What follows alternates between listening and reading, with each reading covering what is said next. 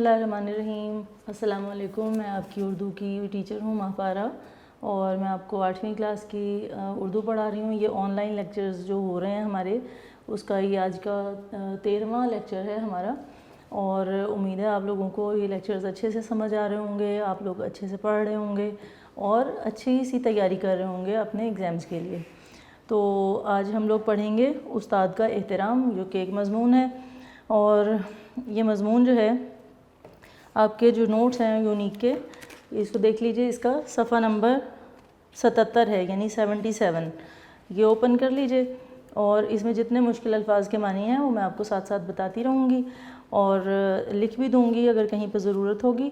तो इसको साथ साथ ज़रा अल्फाज के मानी को लिखते रहिएगा। अपनी किताब पर लिख लीजिए, कॉपी पर लिख लीजिए, किसी रजिस्टर पर लिख लीजिए, नोट कर लीजिए इनको, ताकि आपको मज़मून की अच्छे से समझ आए।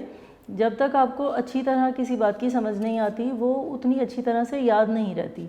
हम याद करने को बग़ैर समझे याद कर सकते हैं, लेकिन क्या होता है कि उसको हमें जब समझ नहीं आती तो वो हमें भूल जाती है, चीज़ जल्दी से भूल जाती है। उसको हम अपने पास से उसमें कुछ शामिल नहीं कर सकते, अपनी तरफ से कोई मवाद उसमें जो है वो शामिल नहीं कर सकते। और अगर हमें समझ आ जाती है मौजू की, और जितनी बात बीच में समझाई गई होती है उसकी, तो हम उसको अपने ख़यालात भी उसमें शामिल कर सकते हैं। तो आज का जो मज़मून है उसको शुरू करते हैं। सबक ये है पेज नंबर 77।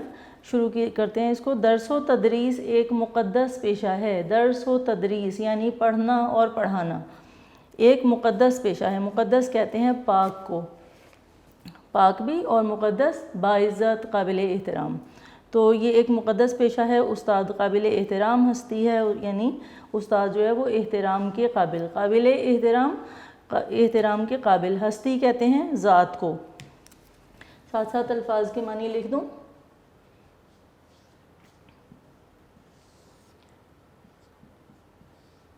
ज़ात को कहते हैं, और दर्स व तदरीस यानी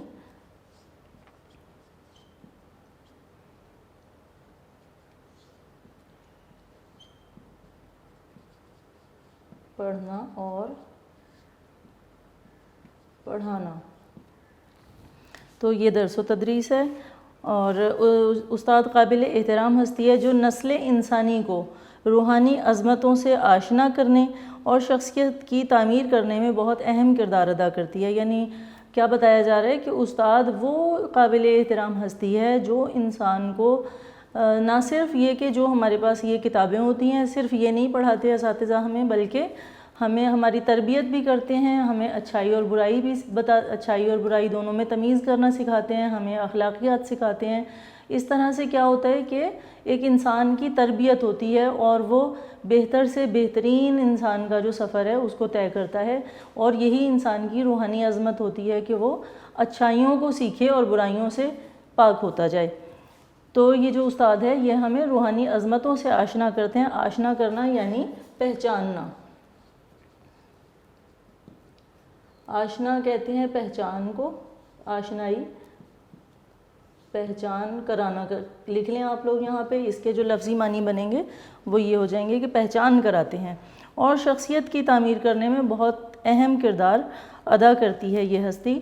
यानी शख्सियत की तामीर कैसे होती है? जैसा मैंने बताया कि सिर्फ़ असातिज़ा जो हैं वो हमें, जो हमारा सिलेबस होता है, जो हमारे पास किताबों में जितना भी मटीरियल होता है, वो सिर्फ़ उसको नहीं पढ़ाते, बल्कि उस्ताद का काम क्या होता है कि वो अपने तलबा को उठना, बैठना, चलना, बात करने का तरीक़ा, किस तरह से बात करनी चाहिए, बड़ों के सामने किस तरह से बोलते हैं, किस तरह बैठते हैं, अपने बराबरदारों से किस तरह से बातचीत करते हैं, कैसा सलूक करते हैं, ये सारी चीज़ें सिखाते हैं। वो हमें सच बोलना सिखाते हैं। अगर हम कहीं गलती करते हैं तो उसे दरगुज़र करते हैं, और हमें बताते हैं अच्छे तरीक़े से कि ये इस तरह से नहीं करना था, आप आइंदा इसका ख्याल कीजिएगा, और इस तरह से नहीं, इस तरह से इस काम को करते हैं।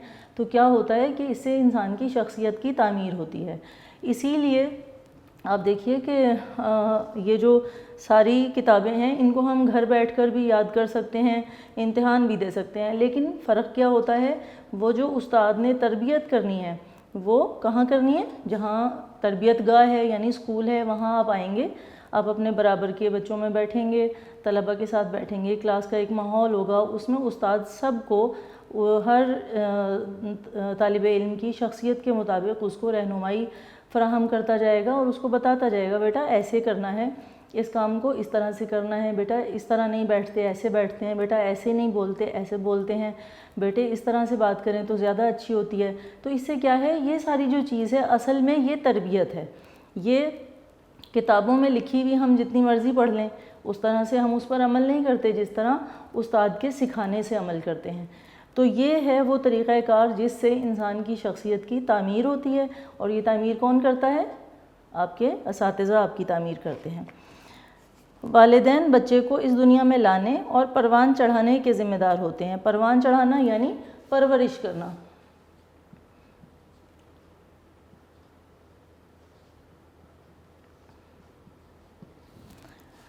تو یہ جو والدین ہیں وہ بچے کو اس دنیا میں لانے اور اس کی پرورش کرنے کے ذمہ دار ہوتے ہیں، مگر ان کی ذہنی تربیت، کس کی؟ طلبہ کی، بچوں کی جو ذہنی تربیت ہے، ان کی مخفی صلاحیتوں کو منظر عام پر لانا۔ مخفی کہتے ہیں چھپی ہوئی کو۔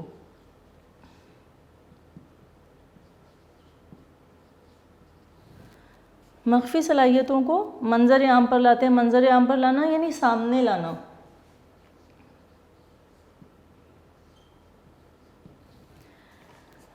اور انہیں جدید علوم و فنون سے آراستہ کرنا ایک استاد ہی کا کام ہے۔ جدید یعنی نئے سے نئے، جدت جس میں ہو، نیا پن۔ جدت جو ہے وہ نئے پن کو کہتے ہیں، اور جدت سے ہی لفظ جدید ہے، تو نیا اب اس کا جو مطلب ہے وہ اخذ کر سکتے ہیں، یعنی جدید کا مطلب ہوتا ہے نیا۔ علوم علم کی جمع ہے، فنون فن کہتے ہیں کسی کام میں مہارت کو۔ تو یہاں پر لفظ فنون استعمال ہوا ہے، یعنی یہ فن کی جمع ہے، تو علوم و فنون سے آراستہ کرنا۔ آراستہ کرنے کا مطلب ہوتا ہے سجانا، سنوارنا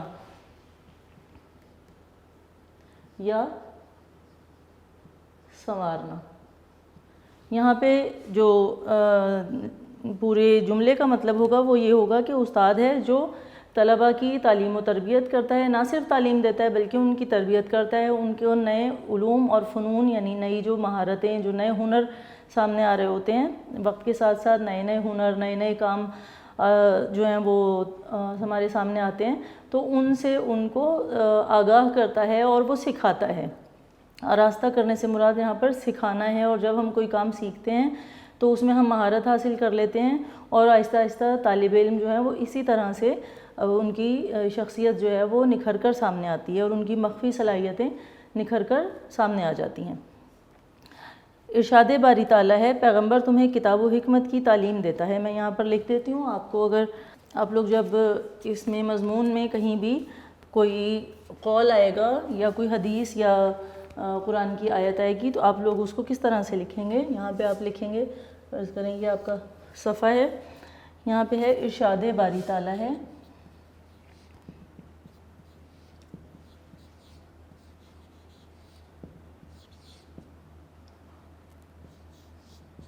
اس کو آپ لوگ مارکر سے لکھ لیجئے گا تاکہ یہ آپ کا واضح ہو جائے مضمون میں لکھا ہوا جو آپ کا قول ہے یا حدیث ہے، اس کو ارشاد باری تعالیٰ کو آپ لوگ مارکر سے لکھ لیں۔ اس کے بعد جو ارشاد ہے اس کو آپ لوگ پین سے ہی لکھیں گے، انورٹڈ کاما نیکسٹ لائن میں لگا کے اس کے بعد لکھیے گا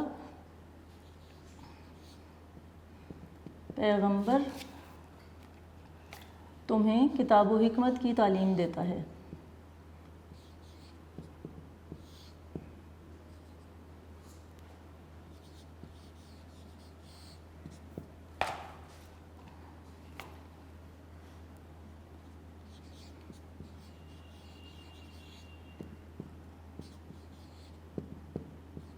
دیتا ہے اور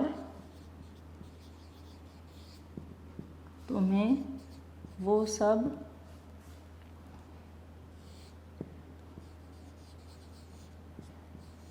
سکھاتا ہے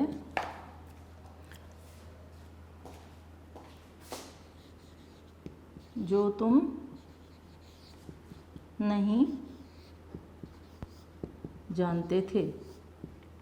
ادھر بھی انورٹڈ کاماز لگا دیں اور یہاں پہ فل سٹاپ لگا دیں۔ اب کیا ہے کہ یہاں پہ آپ دیکھیے یہاں پہ دیتا لفظ استعمال ہوا ہے کیونکہ اللہ پاک قرآن مجید فرقان حمید میں انسانوں سے مخاطب ہے، اور کیونکہ خدا کی ہستی تمام ہستیوں سے جتنے بھی وجود ہیں ان سب سے ہر چیز سے بالا تر ہے، ہر چیز سے بلند ہے. تو جب وہ رسول خدا صلی اللہ علیہ وآلہ وسلم کے متعلق بات کر رہا ہے تو وہ ان کو یہ کہہ سکتا ہے کہ پیغمبر تمہیں کتاب و حکمت کی تعلیم دیتا ہے، کیونکہ ہم اپنے سے چھوٹے کے لیے یہ استعمال کر سکتے ہیں، بڑے کے لیے تو یہ استعمال نہیں ہوتا. احتراماً ہم دیتے ہیں، بولتے ہیں. جب ہم ان کے لیے بولیں گے تو ہم یہی کہیں گے کہ پیغمبر ہمیں کتاب و حکمت کی تعلیم دیتے ہیں. لیکن جب خدا تعالیٰ فرما رہا ہے رسول کے مطابق، رسول خدا صلی اللہ علیہ وآلہ وسلم کے متعلق، تو وہ کیا کہہ رہا ہے کہ پیغمبر تمہیں کتاب و حکمت کی تعلیم دیتا ہے اور تمہیں وہ سب سکھاتا ہے جو تم نہیں جانتے تھے. یعنی وہ تمام چیزیں جن کا ہمیں پہلے علم نہیں تھا تو وہ ہمارے جو پیغمبر ہیں انہوں نے ہمیں سکھائیں. اور ان کا مقصد کیا تھا اس دنیا میں بھیجنے کا، یعنی اللہ تعالیٰ نے رسول خدا کو اس دنیا میں کیوں بھیجا، کیا مقصد تھا کہ رسول خدا صلی اللہ علیہ وآلہ وسلم جو ہیں وہ انسانوں کو کتاب و حکمت کی تعلیم دیں. کتاب کیا ہے؟ قرآن مجید فرقان حمید، اور حکمت یعنی دانائی کی باتیں، دانائی عقل مندی کی باتیں، یعنی جس میں فکر ہو، جس میں کوئی عقل کی بات ہو، اس کو حکمت کہتے ہیں. تو کتاب و حکمت کی تعلیم دیتا ہے اور تمہیں وہ سب سکھاتا ہے جو تم نہیں جانتے تھے. یعنی ہم اس سے پہلے جتنا کچھ نہیں جانتے تھے وہ رسول خدا نے ہمیں آ کر جو ہے وہ دنیا میں تشریف لائے اور انہوں نے ہمیں بتایا. یعنی یہاں پر کیا بتایا جا رہا ہے کہ نبی کی جو حیثیت ہے رسول خدا صلی اللہ علیہ وآلہ وسلم کی، وہ ایک معلم کی حیثیت ہے، ایک استاد کی حیثیت ہے. ان کو ایک استاد کی حیثیت سے دنیا میں بھیجا گیا ہے اور انہوں نے انسانوں کو یہ سب کچھ سکھایا ہے. اس کے بعد یہاں پر لائن نمبر 4 دیکھیے، آگے سے شروع ہوتا ہے کہ رسول اکرم صلی اللہ علیہ وآلہ وسلم کا ارشاد مبارک ہے. میں لکھ بھی دیتی ہوں، اس کو سمجھنے میں آپ کو آسانی ہوگی.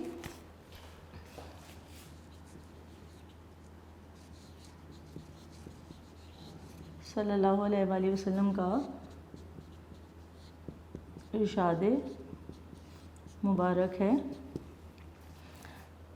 بے شک مجھے معلم بنا کر بھیجا گیا. آپ اس کو یہاں سے بھی لکھ سکتے ہیں، یہیں سے انورٹڈ کاماس لگائیں اور اسی لائن کو مکمل کر لیں.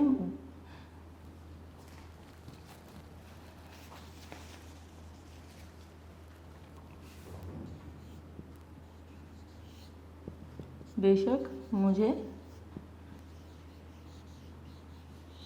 معلم بنا کر بھیجا گیا. اب رسول خدا صلی اللہ علیہ وآلہ وسلم خود اپنے بارے میں کیا فرما رہے ہیں کہ مجھے معلم بنا کر بھیجا گیا. معلم کسے کہتے ہیں؟ استاد کو. تو استاد کی اتنی عظمت ہے، اتنی زیادہ اس کے کردار کی اہمیت ہے کہ جو انبیاء ہیں ان کو بھی اس دنیا میں جو بھیجا گیا ہے وہ ایک استاد کی حیثیت سے بھیجا گیا ہے، اور وہ انسانوں کو سکھاتے ہیں اچھائی کے راستے اور اللہ تعالیٰ کے احکامات کے بارے میں بتاتے ہیں. استاد شاگرد کو جہالت کے اندھیروں سے نکال کر علم کی روشنی سے منور کر دیتا ہے. یعنی انسان جب تک کچھ پڑھتا نہیں ہے، علم حاصل نہیں کر سکتا، تو وہ ایک کورے کاغذ کی طرح ہوتا ہے کہ ہم نے جیسے ایک سادہ کاغذ ہے ہمارے پاس، اس کے اوپر ہم جیسی تحریر لکھیں گے وہ لکھی جائے گی. یعنی ایک جو طالب علم ہے وہ اچھا طالب علم اگر بنتا ہے، وہ جیسا بھی علم سیکھتا ہے، وہ جتنی اچھی تربیت پاتا ہے، وہ سب کس کا کردار ہے، کس کی وجہ سے ہے؟ اپنے استاد کی وجہ سے، اپنے اساتذہ کی وجہ سے، کہ اساتذہ نے اس کو نہ صرف بہت اچھے سے پڑھایا بلکہ اس کی تربیت بھی کی اور اس کو اس کے علاوہ بھی دنیا کی اونچ نیچ اور اچھائی برائی کے بارے میں بتایا اور اس کی تربیت کی. تو کیا ہے کہ وہ جو ایک کورا کاغذ تھا اس پر اساتذہ نے سب نے مل کر ایک بہترین تحریر لکھ دی، تو وہ ایک بہترین شکل اختیار کر گیا. تو جو شاگرد ہے وہ جہالت یعنی لا علمی، یہاں پہ جہالت سے مراد کیا ہے؟ لا علمی، یعنی کسی چیز کا معلوم نہ ہونا. تو جو جہالت کا اندھیرا ہوتا ہے، جہالت کو اندھیرے سے تشبیہ دی جاتی ہے، اور جو علم ہے اس کو روشنی سے تشبیہ دی جاتی ہے. تو جہالت کے اندھیروں سے نکال کر استاد کیا کرتا ہے؟ شاگرد کو علم کی روشنی سے منور کر دیتا ہے، یعنی اس کی شخصیت کو روشن کر دیتا ہے. منور کا مطلب ہوتا ہے روشن کرنا.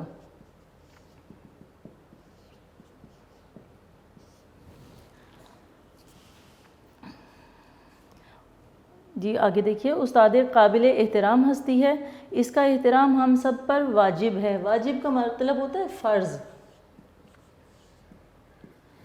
یعنی یہ صرف ایسا نہیں ہے کہ ہاں ہمیں احترام کر لینا چاہیے اور اگر ہم نہیں کرتے تو کوئی بات نہیں، لیکن یہاں پر واجب جب کہہ دیا تو اس کا مطلب ہے کہ ہم پر فرض ہے کہ ہم استاد کا احترام کریں، یعنی یہ ضروری ہے کرنا، اس کا نہ کرنا جو ہے وہ پھر بے ادبی میں شامل ہو جاتا ہے، لہٰذا استاد کا احترام جو ہے وہ بے حد ضروری ہے۔ جس طرح والدین کی فرما برداری بچوں کے لیے ضروری ہے، اسی طرح استاد کی اطاعت بھی بہت اہم ہے۔ اب فرما برداری جو ہے وہ اطاعت کو ہی کہتے ہیں۔ آپ اس کو آسان لفظوں میں کہہ سکتے ہیں کہنا ماننا، اور اطاعت بھی اس کا ہم معنی لفظ ہے۔ تو جہاں پہ اطاعت آئے آپ اس کا مطلب فرما برداری سمجھ سکتے ہیں، اور جہاں پر فرما برداری آئے وہاں پر آپ اس کا جو مطلب ہے معنی ہے وہ اطاعت لکھ سکتے ہیں، کہنا ماننا بھی جو وہ آپ لکھ سکتے ہیں یہاں پر۔ تو یہ کیا ہے کہ جس طرح ماں باپ کا کہنا ماننا ہم پر فرض ہے، اپنے والدین کا کہنا ماننا، ان کی اطاعت کرنا ہم پر فرض ہے، اسی طرح استاد کی فرما برداری بھی طلباء کے لیے بہت ضروری ہے۔ دنیا میں جتنے بھی فلسفی، سائنسدان اور مفکر ہو گزرے ہیں، فلسفی جو فلسفہ جو ہے جن کا مضمون ہوتا ہے اور جو اس پر لکھتے ہیں، مختلف نظریات کے متعلق اپنی رائے کا اظہار کرتے ہیں، ان کو فلسفی کہا جاتا ہے۔ سائنسدان جو سائنس کے شعبے سے تعلق رکھنے والے ہیں، نئی نئی ایجادات کرتے ہیں، ان کو سائنسدان کہتے ہیں۔ اور مفکر سوچنے والے لوگ، فکر کرنے والے لوگ۔ مفکر ویسے فلسفی کو ہی کہتے ہیں، فکر کرنے والے، اور فکر کا مطلب کیا ہوتا ہے؟ سوچنا۔ تو جتنے بھی مفکر ہیں، فلسفی ہیں، سائنسدان ہیں، جتنے بھی اب تک گزرے ہیں، ان کے پیچھے کسی عظیم استاد کی محنت کا دخل تھا۔ یعنی ایسا نہیں ہے کہ ایک بچہ جو ہے وہ خود ہی کتابیں پکڑے اور ان کو پڑھنا شروع کر دے تو وہ ایک وقت آئے گا کہ وہ بہت بڑا سائنسدان یا مفکر یا فلسفی بن جائے گا، بلکہ اسے کسی نہ کسی استاد سے اس کو سیکھنے کی ضرورت پڑے گی، رہنمائی لینے کی ضرورت پڑے گی ان مضامین کو سمجھنے کے لیے اور ان میں آگے بڑھنے کے لیے۔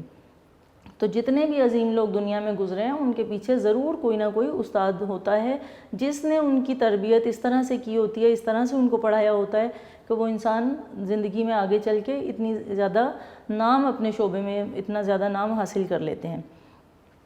حضرت علی علیہ السلام کا، حضرت علی رضی اللہ تعالیٰ عنہ کا فرمان ہے، جس نے مجھے ایک لفظ بھی سکھایا تو گویا اس نے مجھے اپنا غلام بنا لیا۔ اب یہاں پہ تیسرا قول آ جاتا ہے،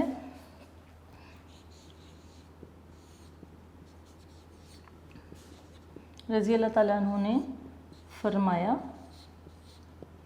یہاں پہ آپ انورٹڈ کوما لگا دیں، اس کو آپ صرف جیسے یہ اتنا ہے جملہ، اس کو آپ مارکر سے لکھ لیں، اس میں بھی آپ یہ جو ارشاد باری تعالیٰ ہے اس کو مارکر سے لکھ لیں۔ میں آپ کی آسانی کے لیے انڈر لائن کر دیتی ہوں تاکہ آپ کو یاد رہے کہ کتنا حصہ مارکر سے لکھنا ہے۔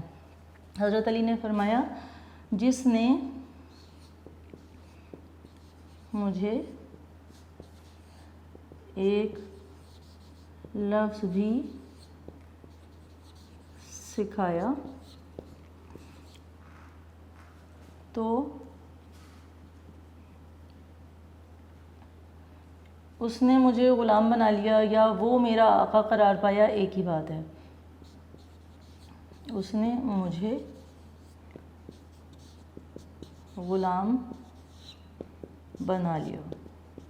یعنی یہاں آپ دیکھیے کہ علم سکھانے والے کی اہمیت کتنی زیادہ ہے کہ جیسے ایک ایسا شخص جو کسی کو خرید لے۔ غلام کسے کہتے ہیں آپ کو شاید پتہ ہو، پرانے زمانے میں، قدیم دور میں بازار لگا کرتے تھے باقاعدہ، اور اس میں کیا ہوتا تھا، انسانوں کی خرید و فروخت ہوتی تھی۔ جو غریب لوگ ہوتے تھے ان کی خرید و فروخت ہوتی تھی، یا کسی بھی وجہ سے کوئی انسان جو ہے وہ بکنے کے لیے بازار میں آیا کرتے تھے، اور جو مالدار لوگ تھے وہ ان کو خرید لیتے تھے اور پھر اپنی خدمت میں رکھ لیتے تھے، اس کو غلام کہا جاتا تھا۔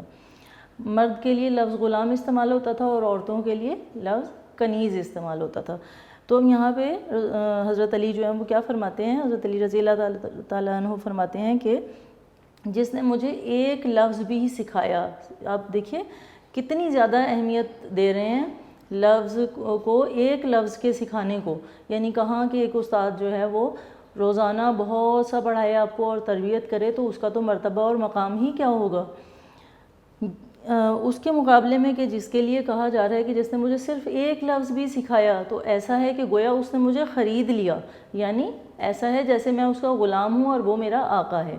تو استاد کی عزت اور احترام کو جو ہے وہ سمجھانے کے لیے, ہم تک پہنچانے کے لیے یہ ساری جو اقوال ہیں یہ مختلف عظیم ہستیوں نے جو ہیں وہ کہے ہیں, تاکہ ہمیں استاد کا احترام کرنا آئے, ہم اس کی عظمت کو سمجھ سکیں اور ہم اس ہستی کی عزت و تکریم سے آگاہ ہو سکیں. آخری 2 لائنیں ہیں, دیکھیے آگے لکھا ہوا ہے کہ ہمارا فرض ہے. اب یہاں پہ کیا ہے کہ اس سارے مضمون کو اس کا نتیجہ جو ہے وہ اخذ کیا جا رہا ہے, ایک نتیجہ دیا جا رہا ہے. یعنی ساری پیچھے پہلے تعارف دیا مضمون کا جو عنوان ہے اس کے بارے میں تھوڑا سا تعارف دیا, اس کے بعد اس کے بارے میں معلومات دی گئیں. اللہ تعالیٰ اس کے بارے میں کیا فرماتا ہے, استاد کے احترام کے بارے میں رسول خدا صلی اللہ علیہ وآلہ وسلم جو ہیں وہ کیا فرماتے ہیں, حضرت علی رضی اللہ تعالیٰ عنہ نے کیا فرمایا ہے, اور اس کے بعد اس کا نتیجہ جو ہے وہ مضمون کا نیچے دیا گیا ہے کہ ہمارا فرض ہے کہ ہم اپنے اساتذہ کی عزت کریں, ان کی اطاعت اور پیروی کریں. پیروی کرنا ہوتا ہے کسی کے نقش قدم پر چلنا, یعنی جیسا وہ کر رہا ہے اس کے اسی طرح سے کرتے جانا, اس کو پیروی کرنا کہتے ہیں. اطاعت میں نے بتایا تھا فرما برداری کو کہتے ہیں. اچھا ایک لفظ میں آپ کو یہاں پہ سکھانا چاہوں گی. کچھ طلبہ استاد لفظ ہوتا ہے اس کی جمع ہے اساتذہ. اب طلبہ جو ہیں وہ غور نہیں کرتے اس لفظ پہ, وہ سمجھتے ہیں کہ استاد ہے تو استاذہ اس کی جمع بن جائے گا اور وہ اس طرح لکھ دیتے ہیں, اس طرح لکھ دیتے ہیں, یا بولتے اکثر استاذہ ہیں. اگر لکھ ٹھیک بھی دیں تو بولتے ہیں استاذہ. یہ لفظ استاذہ نہیں ہے بلکہ یہ لفظ ہے اساتذہ. تو اس کو بولنا آپ کو ضرور سیکھنا ہے کہ اس کے جو ہے وہ تلفظ کیا ہے اس کا, اور اس کو کس طرح سے ہمیں ادائیگی کرنی ہے اس کی. تو یہ لفظ ہے اساتذہ. ہمیں اپنے اساتذہ کی عزت کرنی ہے, ان کی اطاعت اور پیروی کریں تاکہ کامیابی سے ہم کنار ہو سکیں. ہم کنار ہونا کامیابی تک پہنچ جانا. ویسے ہم کنار کہتے ہیں کنارے تک پہنچنے کو, لیکن ہم کنار کا جو یہاں پہ لغوی معنی آئے گا وہ کیا آئے گا کہ یہاں پہ مطلب اس کا یہ بنے گا کہ ہم کامیابیاں حاصل کر سکیں. ہم کنار ہونا یہاں پہ آپ لکھ لیجئے حاصل کرنا.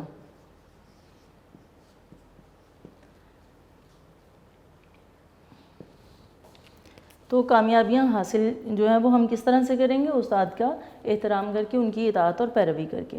آج جو لوگ پڑھ لکھ کر بڑے بڑے عہدوں پر فائز ہیں, بڑے بڑے عہدے یعنی بڑی بڑے جو ڈیزگنیشنز ہیں, ڈیزگنیشن کو اردو میں عہدہ کہتے ہیں, اس کو یاد رکھیے گا, اور اس پر فائز ہونا یعنی کسی عہدے پر کام کرنا.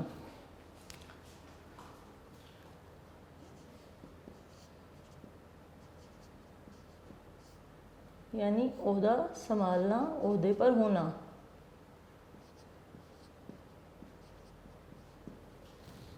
ٹھیک ہے.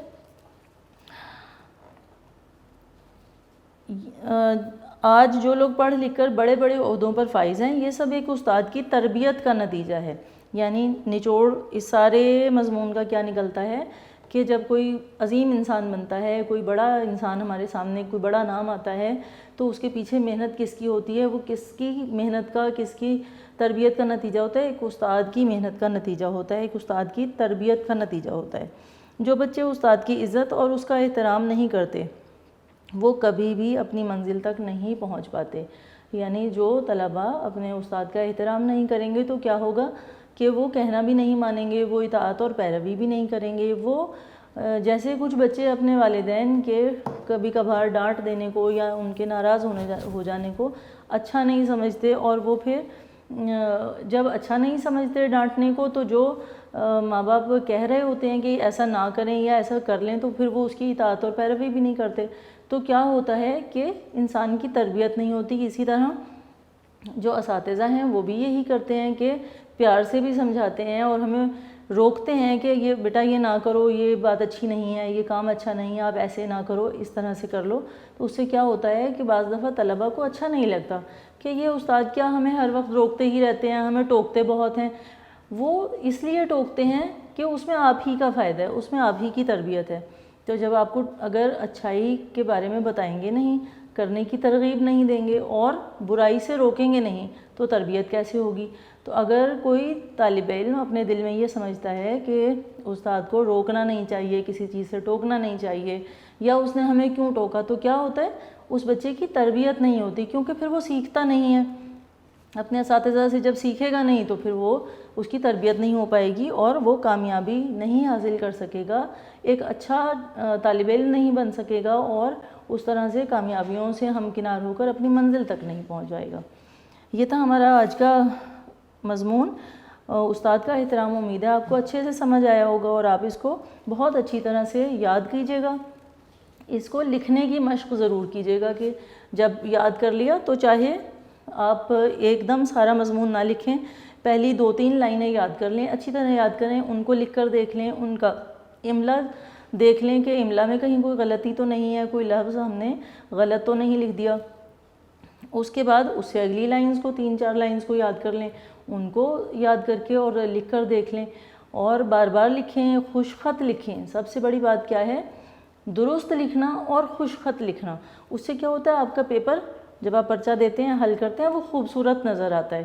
اس سے آپ کا جو تاثر ہے پرچے کا وہ زیادہ اچھا ہوتا ہے اور ممتحن کو پڑھنے میں بھی اچھا لگتا ہے اور اس کو دیکھنے میں بھی اچھا لگتا ہے۔ تو وہ آپ کو کوئی 1-2 نمبر اضافی دے سکتا ہے، یعنی اگر آپ نے سارا مضمون لکھا لیکن آپ کی اس میں اگر املا کی غلطیاں ہو گئیں تو ظاہر ہے اس سے نمبر کٹ جائیں گے۔ اب یاد تو آپ نے سارا بہت اچھے سے کر لیا لیکن لکھتے ہوئے غلطیاں کر گئے، اس کی وجہ سے کیا ہوا؟ نمبر کٹ گئے۔ اس لیے املا کا درست ہونا بہت ضروری ہے۔ اس کے علاوہ اگر آپ نے سارا مضمون اچھے سے یاد بھی کیا، املا بھی ٹھیک ہے، لیکن لکھائی بہت خراب ہے، لفظ جو ہیں وہ پڑھنے میں مشکل ہو رہی ہے، تو کیا ہوگا؟ جو ممتحن ہے، جو پیپر کو چیک کر رہا ہے، اس کے اوپر آپ کا جو تاثر ہے اس پر وہ زیادہ اچھا نہیں قائم ہو سکے گا، تو وہ کہیں نہ کہیں آپ کو کم نمبر دے جائے گا، پورے نمبر نہیں مل سکیں گے۔ تو صرف یاد نہیں کرنا بلکہ ساتھ میں اس کو بہت اچھے سے لکھنا بھی ہے، لکھائی کی مشق کرنی ہے اور خوش خط لکھنا ہے۔